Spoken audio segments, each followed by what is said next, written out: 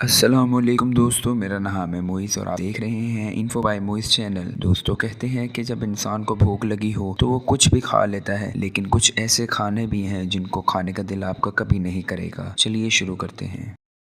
Subscribe کریں info by موئز channel کو اور بیل آئیکن کو دبائیں تاکہ ہر آنے والی نیو ویڈیو آپ تک پہلے پہنچے۔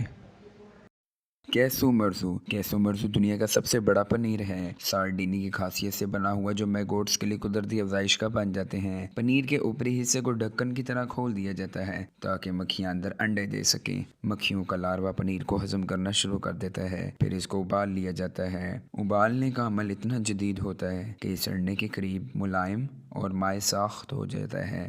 یہ اٹلی میں بڑے شوق سے کھایا جاتا ہے، اگرچہ یہ نسل در نسل قدیم پکوان ہے جس کی خاندانی جڑیں جڑی ہیں، لیکن یہ حفظان صحت پر پورا نہیں اترتا، تاہم یہ غیر قانونی ہے۔ بلوٹ ایک جزوی طور پر تیار شدہ مرغی یا عام طور پر ڈک ایمبریو ہوتا ہے۔ اسے زندہ ابالا جاتا ہے اور اسے سیدھا خول سے کھایا جاتا ہے۔ فلپائن کی سب سے مشہور نزاکت اور خصوصی موقع اور مذہبی تہوار پر تیار کی جاتی ہے، لیکن یہ گلیوں کے دکانداروں سے بھی آسانی سے پایا جا سکتا ہے کیونکہ سیاحوں کے نزدیک بہت ہی مطلوب ڈش ہے۔ یہ اسٹریٹ ڈش مقامی شراب پینے والوں کے لیے ایک پسندیدہ ڈش ہے۔ ان کا خیال ہے کہ اس میں قدرتی طاقت پائی جاتی ہے۔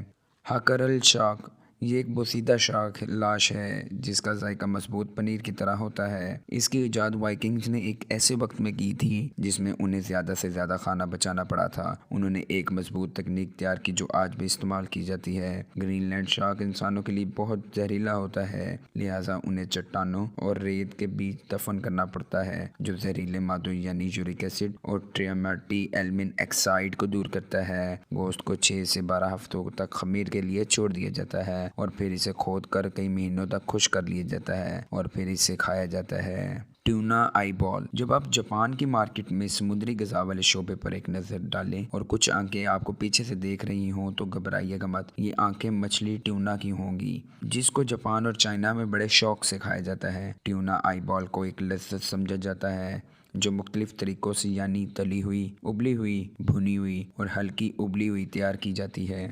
زیادہ تر وسیع پیمانے پر اس کو پانی میں ابالا جاتا ہے اور سویا ساس اور چینی اور چاول کے سرکے کے ساتھ بنایا جاتا ہے۔ ربڑی شیل کے نیچے ایک فیٹی مادہ ہے جس کا ذائقہ سخت ابلا ہوا انڈے کی طرح ہوتا ہے۔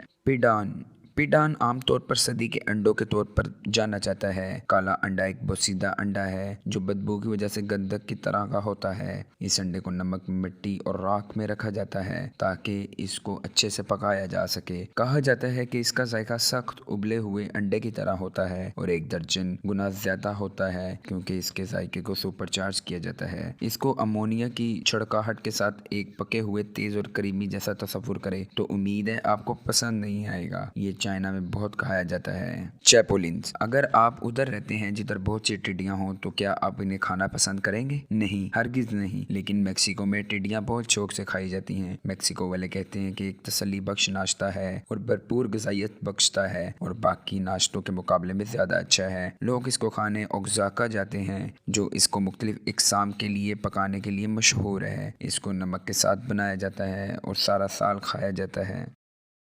عام طور پر یہ جانے والا مکروہ کھانا ڈورین پھل اپنی تیز بدبو کے لیے مشہور ہے۔ اگرچہ اس کو بہت سی ثقافتوں میں فروٹس کا بادشاہ سمجھا جاتا ہے، لیکن اس کی گندی بدبو لوگوں کو ناگوار معلوم ہوتی ہے۔ اس کا استعمال تھائی لینڈ، انڈونیشیا، ملیشیا میں عام ہے۔ اس کی بدبو بوسیدہ پیاز اور کچے نالوں کی طرح ہوتی ہے۔ ایشیا میں بہت سے ہوٹلوں اور رہائش گاہوں میں اس پھل پر پابندی عائد ہے۔